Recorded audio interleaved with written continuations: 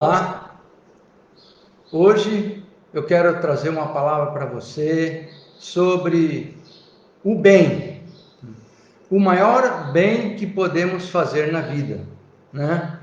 Muitas pessoas são voluntariosas, desejando fazer o bem ao próximo. O apóstolo Paulo se dirige aos Tessalonicenses com a seguinte orientação, em 2 Tessalonicenses 3, versículo 13: E vós, irmãos, não vos canseis de fazer o bem. Tiago também dá o tom do seu pensamento sobre o fazer o bem. Em Tiago, capítulo 4, versículo 17, ele diz: Aquele, pois, que sabe fazer o bem, mas não o faz, comete pecado. A inclinação e a motivação de muitos é serem voluntários em alguma obra social, com a intenção de servirem ao próximo e de se destacarem na multidão. Porém, eu pergunto, seria esse o maior bem que alguém possa fazer? Em primeiro lugar, precisamos responder a duas perguntas: o que é o bem e quem pode fazer o bem? O apóstolo Tiago diz que o bem pertence a Deus e só vem dele. Em Tiago 1,17: Toda dádiva e todo dom perfeito vem do alto, descendo do Pai das luzes, em quem não há sombra de variação e nem mudança. Boa dádiva e dom perfeito sintetizam a natureza do bem. É uma característica da divindade. Nesse mesmo texto, Tiago ensina a imutabilidade do bem, pois ele não varia, não se altera conforme as circunstâncias. Dessa forma, o bem não é uma questão de prática, mas de natureza, pois o bem é um modo de ser e não de fazer. O apóstolo João explica a diferença entre aqueles que fazem o bem e os que fazem o mal. Na sua terceira carta, João diz no capítulo 1, versículo 11: Amado, não sigas o mal, mas o bem. Quem faz o bem é de Deus, mas quem faz o mal não tem visto a Deus. João diz que quem faz o bem é de Deus, mas quem faz o mal não tem visto a Deus. Assim, para fazer o bem, alguém tem de pertencer a Deus. A segunda questão: e quem pode fazer o bem? Diante do que vimos, só podem fazer o bem aqueles que pertencem a Deus, aqueles que são participantes da sua natureza. Da mesma forma, os que não participam da mesma natureza de Deus só conseguem praticar o mal, porque são escravos do mal. A natureza má não é uma criação original de Deus, mas uma condição que é própria à humanidade que está separada dele. Enquanto Deus é real, ou seja, enquanto ele possui realeza, natureza de rei, o homem é vil, é ralé, porque perdeu a sua marca divina na queda do Éden. Nesse contexto, compreende-se a exposição de Jesus aos judeus em Mateus 7, versículo 11. Se vós, pois, sendo maus, sabeis dar boas coisas aos vossos filhos, quanto mais vosso Pai que está nos céus dará o bem aos que lhe pedirem. Os ouvintes de Jesus eram maus, mas todos estavam aptos a praticarem boas e más ações. É por isso que mesmo um pecador mau dá pão aos seus semelhantes e não cobras e escorpiões. Um pecador é mau no sentido de ser vil, de ser plebe, de ser ralé, enquanto no exercício de sua razão, o pecador pode guiar-se segundo o conhecimento adquirido do fruto da árvore do conhecimento do bem e do mal. Ora, mesmo o fruto da árvore do conhecimento sendo do bem e do mal, Deus deu testemunho de que tudo que criou era bom, em Gênesis 1:31. Em Gênesis 3, 22, disse o Senhor Deus: Eis que o homem é como um de nós, sabendo o bem e o mal. Deus é eterno, imutável, transcendente e conhecedor do bem e do mal. Consequentemente, o bem e o mal, por ser um conhecimento, ambos subsistem desde sempre em Deus. E por isso é impossível o mal ter sido criado por Deus. De tudo que foi analisado, vale destacar que a proposta do Evangelho não está em corrigir a problemática das escolhas que os homens fazem entre o bem e o mal, que é o fruto, mas sim o resultado da desobediência, que é o pecado, que tornou o homem vil, mau e ralé.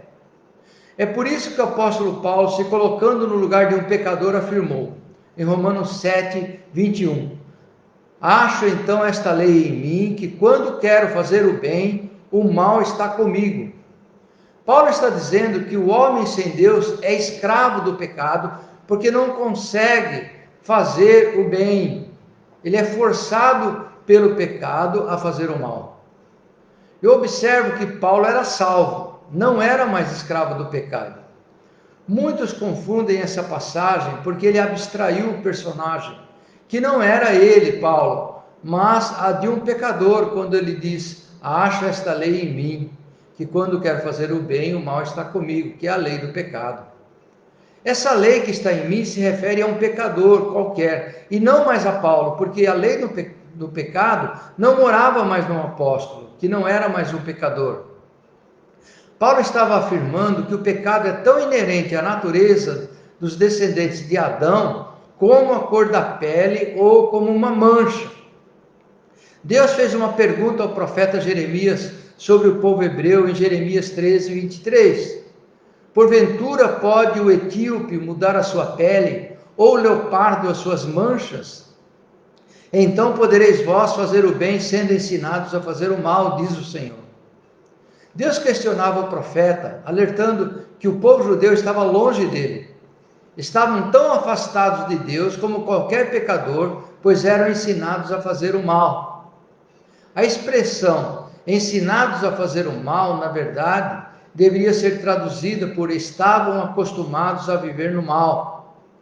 Então se pergunta, qual o mal de que Deus estava reclamando do povo de Judá e de Jerusalém?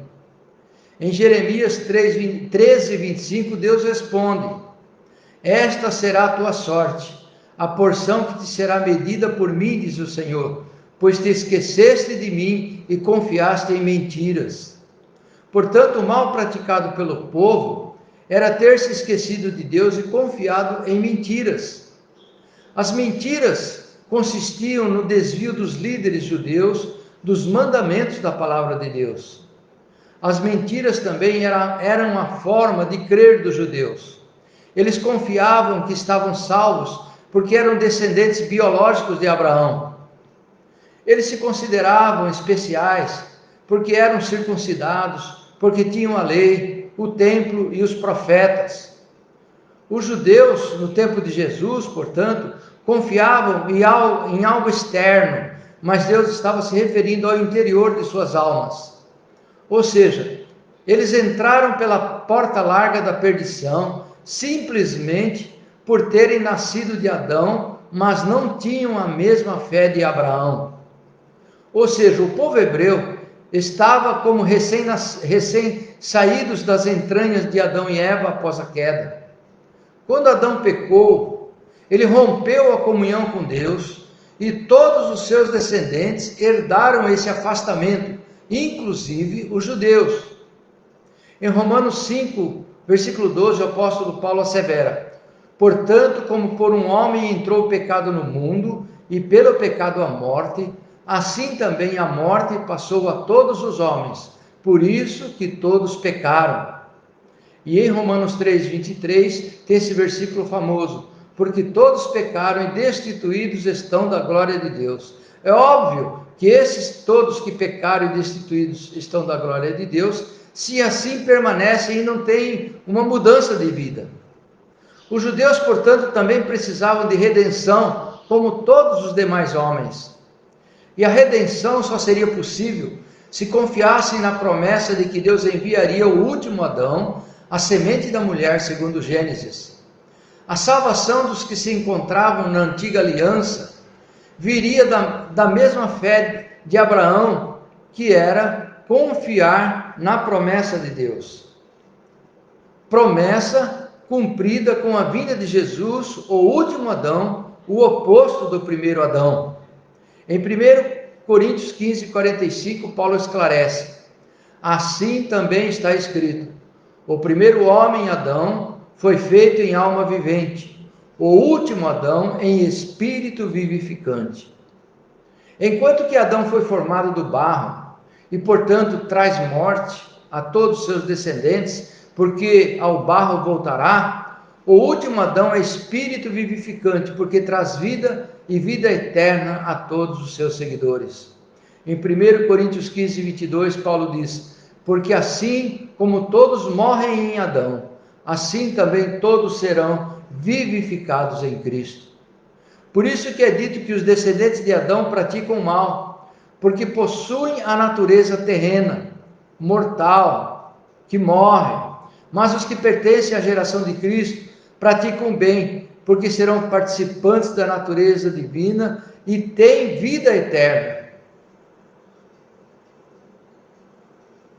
O apóstolo Pedro, em sua segunda carta, no capítulo 1, versículo 4, ele diz: pelas quais ele nos tem dado grandíssimas e preciosas promessas, para que por elas vos torneis participantes da natureza divina, havendo escapado da corrupção que pela concupiscência há no mundo. Muitos cristãos não têm noção do valor dessa passagem. Pedro está dizendo que todos aqueles que creram em Cristo passam de ter uma natureza terrena, diabólica, pecaminosa e que vai desaparecer no pó da terra. Esses passam a ser participantes da natureza divina, ou seja, são semelhantes ao Altíssimo. É uma riqueza maravilhosa que muitos não dão o devido valor. Interessante que nesse texto, o apóstolo Pedro, ao mesmo tempo que afirma que os que pertencem a Cristo se tornam participantes da natureza divina, ele ainda afirma que estes escaparam da corrupção pela concupiscência que há no mundo. A referência de Pedro à corrupção e à concupiscência não está falando de imoralidades, mas está falando de morte, porque corrupção, no sentido bíblico, significa o apodrecimento da carne. Assim Jesus se refere a quem acredita nele. João 3,15: para que todo aquele que nele crê não pereça, mas tenha a vida eterna. O salmista pergunta no Salmo 4, versículo 6: muitos dizem, quem nos mostrará o bem? Senhor, exalta sobre nós a luz do teu rosto. Então o salmista está perguntando quem poderia mostrar o bem para ele, né? Quem poderia mostrar o bem? E a resposta é: Senhor, exalta sobre nós a luz do teu rosto. Muitos dentre os homens questionam: quem nos mostrará o bem? Da mesma forma que o salmista. Ora, a resposta é: o mediador estabelecido por Deus, Jesus Cristo, homem. Ele é a luz, ele é o resplendor da glória de Deus. Observe o que diz o Salmo 67, nos versos 1 e 2. Deus tenha misericórdia de nós e nos abençoe, e faça resplandecer o seu rosto sobre nós, para que se conheça na terra o teu caminho, e entre todas as nações a tua salvação. A expressão resplandecer significa clarear, dar entendimento. Assim, quando nós cremos em Cristo, a nossa face é resplandecida, diz a palavra de Deus, porque a luz pousou sobre nós, a luz do conhecimento do Senhor. O caminho do Senhor conhecido na terra é o bem de Deus revelado aos homens, pois o caminho do Senhor diz de Cristo, a luz que resplandeceu nas trevas. A luz do Senhor é a resposta. Somente a luz do Senhor mostrará o bem. Vejam João capítulo 1, versículo 4. Nele o verbo estava a vida, e a vida era a luz dos homens. Deus mostrou a sua luz quando nos revelou Jesus. No Salmo 118, verso 2 diz: Deus é o Senhor, que nos mostrou a luz. Atai o sacrifício da festa com cordas até as pontas do altar. A luz do rosto do Senhor foi revelada em Cristo. Segundo Coríntios 4:6, o apóstolo Paulo diz: porque Deus, que disse que das trevas resplandecesse a luz, é quem resplandeceu em nossos corações para a iluminação do conhecimento da glória de Deus na face de Jesus Cristo. Cristo, portanto, é a pedra que seguia os filhos de Israel pelo deserto. Era a rocha que rejeitaram, o Senhor que escondeu o seu rosto da casa de Israel. Em Deuteronômio 31:18 diz o Senhor: esconderei, pois, totalmente o meu rosto naquele dia, por todo o mal que tiver feito, por se haverem tornado a outros deuses. Porém, Isaías profetizou apontando a sua esperança no Senhor, que esconde o seu rosto da casa de Israel. O Senhor que esconde o seu rosto da casa de Israel, tornou-se pedra de tropeço às duas casas de Israel, Judá e Israel, a quem devemos o temor e o assombro. Em Isaías 8:17 ele diz: esperarei no Senhor, que esconde o seu rosto da casa de Jacó, e a ele aguardarei. Dessa forma, o maior bem que alguém pode fazer a si mesmo é crer em Cristo, o último Adão, que não esconde o seu rosto de ninguém, mas está convidando a se aproximar dele. Como, por exemplo, Apocalipse capítulo 3, versículo 20. Jesus diz: após a sua ressurreição, estando ao lado do Pai, à sua direita, eis que estou à porta e bato. Se alguém ouvir a minha voz e abrir a porta, entrarei em sua casa, e com ele cearei, e ele comigo. Em resumo, o maior bem que alguém pode fazer a si mesmo é crer em Cristo. Esta é a maior obra de Deus, conforme Jesus nos ensinou em João 6, versículo 29. Jesus respondeu e disse-lhes: a obra de Deus é esta, que creiam naquele que ele enviou. Muitos querem fazer a obra de Deus, mas não estão aptos a isso. Porque para se tornar apto a fazer a obra de Deus, primeiro precisa crer em Cristo. Precisa ser participante da natureza de Deus, sem o qual ninguém fará o bem. O segundo maior bem que alguém pode fazer está descrito no profeta Isaías, capítulo 8, versículo 20. Isaías diz, em 8:20, o Senhor diz a Isaías: a lei e ao testemunho, se eles não falarem segundo esta palavra, é porque não existe luz neles. Esse texto profético, por ele Deus nos informa que o segundo bem que podemos fazer para servir ao nosso próximo é lhes pregar a palavra de Deus. A luz na palavra de Deus não é algo mágico ou algo angélico, mas significa conhecimento. O gnosis grego, o conhecimento grego é a palavra conhecer, gnosis. E para haver conhecimento, precisa haver ensino. Conhecimento é falar segundo a palavra de Deus. O apóstolo Paulo se considerava devedor a todos os povos. Devedor do quê? Paulo tinha aprendido a Torá aos pés de Gamaliel, o maior mestre da sua juventude. Porém, quando ele teve uma experiência sobrenatural por meio de Cristo, caindo de um cavalo a caminho de Damasco, em perseguição aos cristãos, depois de um sol ardente que queimou as suas retinas e Paulo ficou cego, ele aprendeu com Cristo os rudimentos de sua nova fé, um rearranjo da fé judaica que ele possuía, com uma nova compreensão ensinada diretamente por Jesus Cristo ao apóstolo Paulo. Ele se considerava devedor, porque se achava na obrigação de anunciar o conhecimento que ele possuía do Evangelho e de Cristo. Veja o que Paulo ensina e narra em Romanos capítulo 1, nos versos 14 a 17. Eu sou devedor, tanto a gregos como a bárbaros, tanto a sábios como a ignorantes. E assim quanto está em mim, estou pronto para também vos anunciar o Evangelho, a vós que estáis em Roma. Porque não me envergonho do Evangelho de Cristo, pois é o poder de Deus para a salvação de todo aquele que crê, primeiro do judeu e também do grego. porque nele se descobre a justiça de Deus de fé em fé, como está escrito, mas o justo viverá da fé. Paulo diz também que não tinha vergonha de pregar o evangelho de Cristo, pois é o poder de Deus para a salvação de todo aquele que crê. Qual é o mais importante, eu pergunto a vocês? Suprir de alimento o corpo que perece ou suprir de conhecimento da palavra de Deus uma vida para a sua salvação? É óbvio que o primeiro maior bem que alguém possa almejar na vida é ser salvo.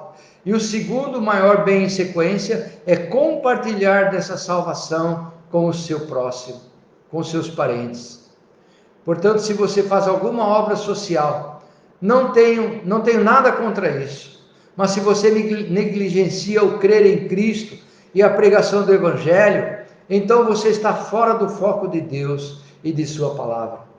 Então, queridos, para concluir, o maior bem de uma vida é crer em Cristo como seu Senhor e Salvador. E o segundo maior bem em sequência é ensinar esse Evangelho a todos os que você conseguir alcançar. Assim você estará fazendo a obra de Deus e não uma obra que perece. A obra de Deus é permanente, para sempre, porque se trata de natureza, de mudança de natureza, não é fazer, não é ajudar o próximo nas suas necessidades financeiras, no alimento cotidiano, mas o fazer o bem, em primeiro lugar, é crer em Cristo e depois é compartilhar com seus amigos e parentes essa bendita palavra de salvação que é a justiça de Deus. Que Deus te abençoe com o entendimento, com o resplandecer dessa palavra e que você também creia em Cristo, que você coloque em primeiro lugar na sua vida o Evangelho e depois o compartilhar desse Evangelho com as pessoas e não sair atabalhoadamente querendo fazer a obra de Deus segundo os seus conceitos, segundo o seu entendimento, mas fazer a obra de Deus conforme o modo de Deus, o modo que Deus nos ensinou, que é crendo em Cristo e ensinando a salvação em Jesus Cristo para todos aqueles que estão ao seu redor.